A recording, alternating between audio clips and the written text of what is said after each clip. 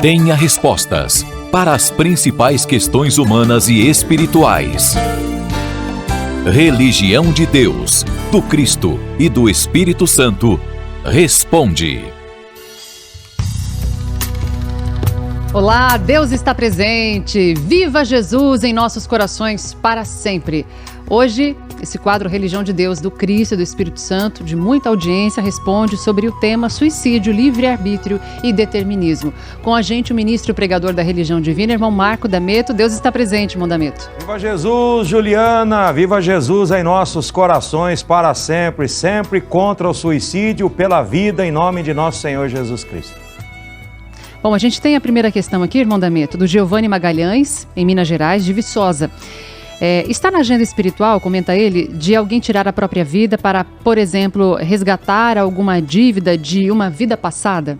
Vamos perguntar ao Evangelho de Jesus, meu irmão, porque lá é que nós encontramos as respostas. Capítulo 10, a partir do versículo 29, Jesus vem falando, por exemplo, para a gente se livrar dos temores da vida, e diz assim, no versículo 29, do capítulo 10 do Santo Evangelho dele, segundo Mateus, até o versículo 31. Não se vendem 2 pardais por um asse, uma moedinha de pequeno valor de antigamente, e nenhum deles cairá em terra sem o consentimento de vosso Pai. E quanto a vós outros, até os cabelos todos da cabeça estão contados.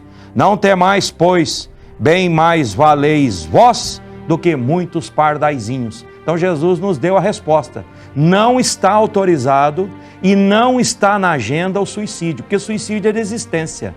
É um ato covarde, nossas considerações, nossas preces a quem cometeu isso, porque não cabe a nós o julgamento, a pessoa já está sofrendo muito e a família também.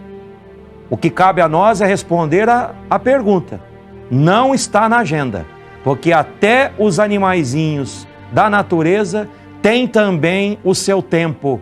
Nenhum deles cai em terra sem o consentimento, a autorização do próprio Deus. Então Jesus ensina a gente a não temer, a reconhecer o próprio valor e, portanto, o valor da vida, o tempo em que estamos aqui na terra, o valor do corpo, o valor da família e o valor da vontade de Deus para nós. Então não está na agenda o suicídio. O que está na agenda é o trabalho, é a missão, é o tempo, é a energia, é a perseverança e aqueles que participam com a gente. Nenhum pardalzinho cairá em terra sem o consentimento do Pai. E como nós valemos mais, então não podemos sair da terra sem o consentimento de Deus.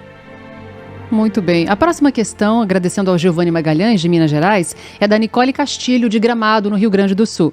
Como é que fica o livre-arbítrio de quem se suicida?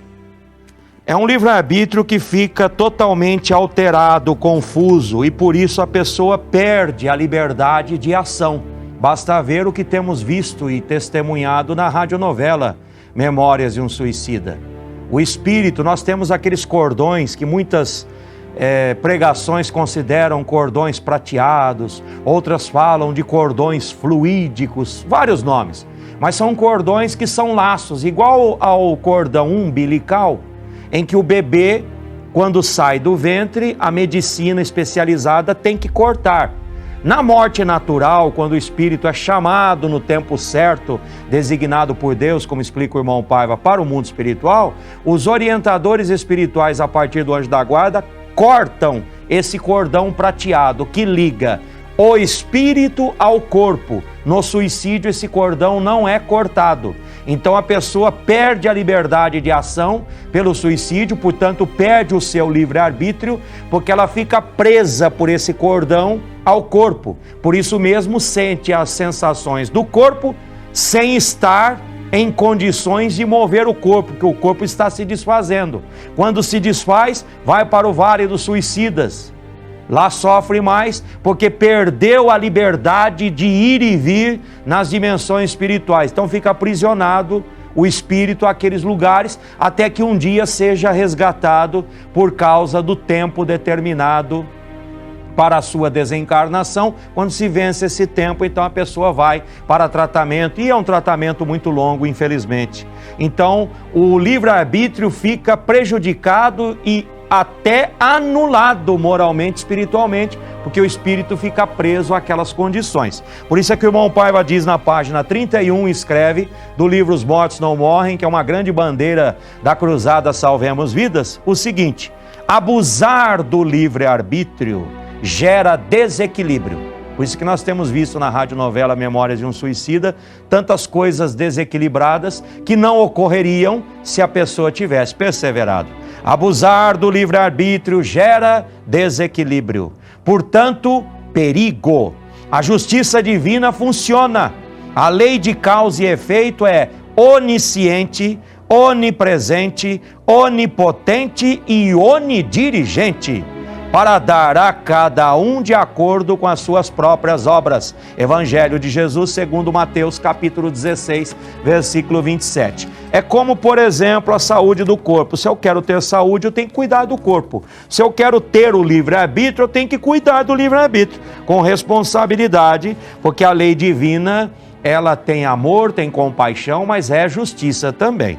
Bom, agora o depoimento de um irmão que infelizmente cometeu suicídio. Ele vai mostrar como é que fica a situação de quem age assim, portanto, alterando o seu próprio livre-arbítrio, aprisionando-se às situações que ele vai falar aqui, o irmão Camilo Castelo Branco, esse trecho que o irmão Paiva publicou nas Sagradas Diretrizes Espirituais da Religião Divina, 3º volume. Tudo isso nós estamos falando, não é para colocar o dedo no nariz de ninguém dizendo é isso e aquilo, não. Nós estamos no Religião de Deus, do Cristo e do Espírito Santo, responde. Foi feita uma pergunta e é preciso responder para que ninguém fique à mercê da verdade. Tivemos aqui, dentro das leis divinas, o irmão Paiva pregando a verdade. Agora, um espírito suicida dizendo que ele enfrentou exatamente por alterar a vida, cometendo suicídio, desequilibrar o seu livre-arbítrio, perder as condições livres por causa da sua própria falta de responsabilidade. Olha o que ele fala, Camilo Cândido Botelho, sobre um espírito suicida. Perde-se no vácuo. Perde-se no vácuo. Ignora-se. Não obstante, aterra-se, acovarda-se, sente a profundidade apavorante do erro contra o qual colidiu. Deprime-se na aniquiladora certeza de que ultrapassou os limites das ações, quer dizer, ultrapassou o que é autorizado quanto ao livre-arbítrio.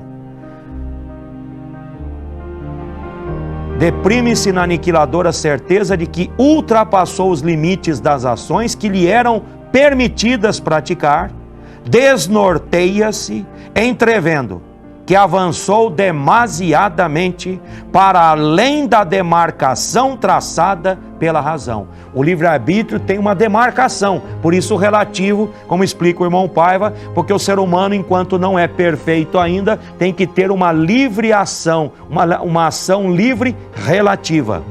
É o traumatismo psíquico, prossegue Camilo Cândido Botelho, que graças a Deus depois reencarnou, mas aqui ele estava na condição de suicida e sofreu muito. É o traumatismo psíquico, o choque nefasto que o dilacerou com suas tenazes inevitáveis, quer dizer, destruições inevitáveis, e o qual, para ser minorado dele, do espírito, exigirá um roteiro de urzes e lágrimas, decênios, muitos anos de corrigenda, né?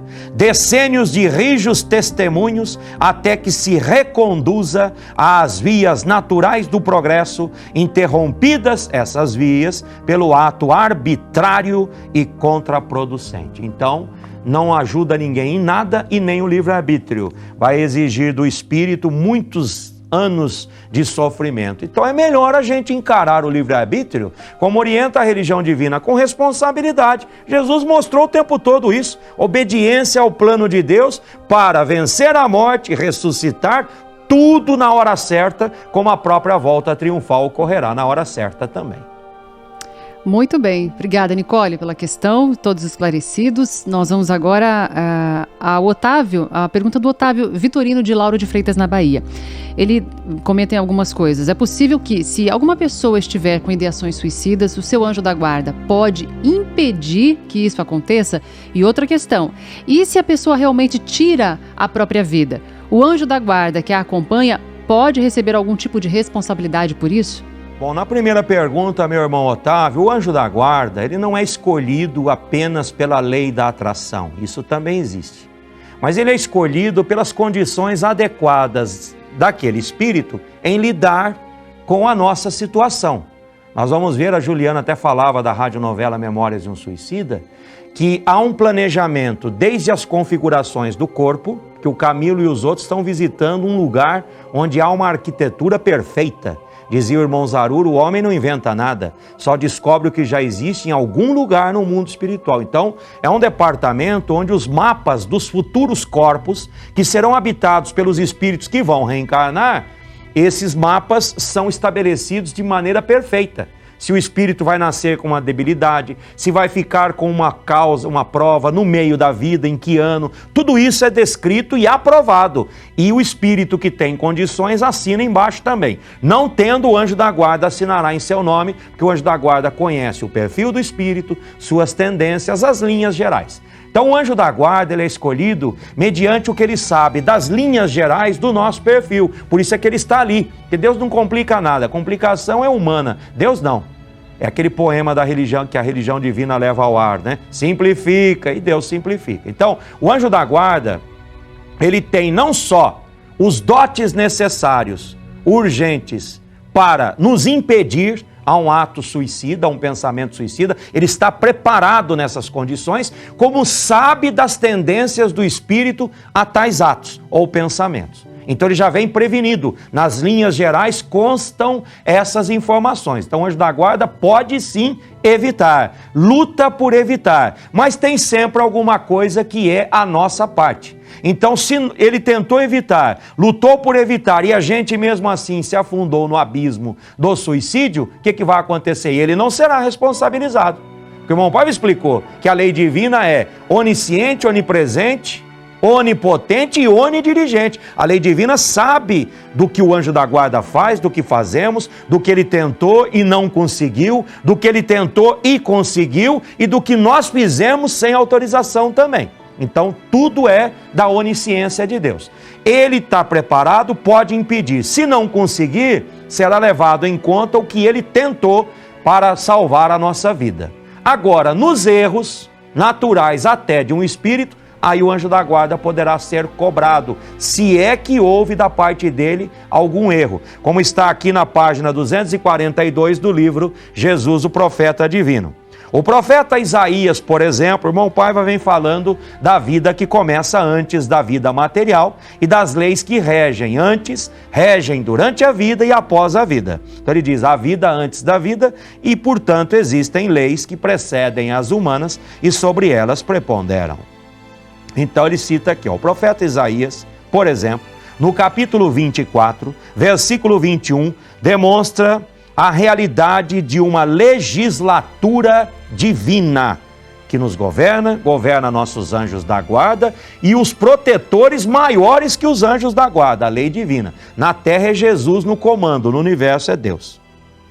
Então o profeta Isaías, por exemplo, no capítulo 24, versículo 21, demonstra a realidade de uma legislatura divina ao profetizar acerca do julgamento dos seres humanos e espirituais. Julgamentos quanto aos anjos da guarda também. Naquele dia, Deus castigará no céu, isto é, no mundo espiritual, observa o irmão Paiva, as hostes celestes, e na terra, isto é, no mundo material que habitamos, os reis da terra. E ele completa, então ninguém escapará desse julgamento. E esse ninguém escapará desse julgamento inclui o fato do anjo da guarda também ser julgado. Então tudo que o anjo da guarda conseguir no trabalho para o qual ele também foi preparado, ele será galardoado. No trabalho que ele foi preparado para nos ajudar, se ele falhou em algum momento, ele será julgado como as hostes celestes serão julgadas por Deus. Não cabe a nós o julgamento, ele será julgado por Deus. Nossa parte também está sendo julgada por Deus. No que ele tentou, não conseguiu, o problema tem que ser resolvido por nós. No que ele não conseguiu, ou por diversas situações, ele será cobrado também. Então, está aí a resposta a partir da Bíblia. Deus julga as hostes celestes, quer dizer, os espíritos, inclusive os anjos da guarda, e nos julga. Por isso é o grande trabalho de Jesus em nos salvar e o trabalho de não desistir de nós, porque Jesus também é julgado por Deus e Jesus não falha. O anjo da guarda pode em certo momento falhar, dependendo do grau evolutivo, né? O irmão Zaru dizia que o protetor tem um grau acima do seu protegido. Então, mediante a evolução que a gente tem, o protetor é um pouco mais evoluído.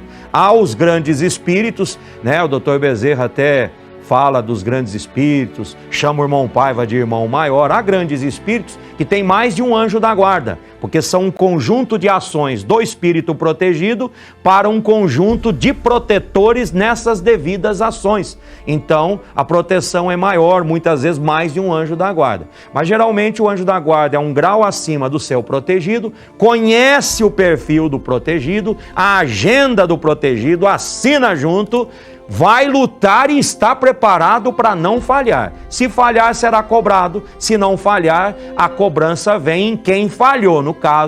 No nosso caso, caso a gente desista da vida. E não desistiremos, porque já aprendemos na religião divina que vale a pena viver e precisamos perseverar com Jesus. É isso aí, viver é melhor. O irmão Dameto continua com a gente, encerramos esse momento de perguntas e respostas. Hoje falamos sobre suicídio, livre-arbítrio e determinismo.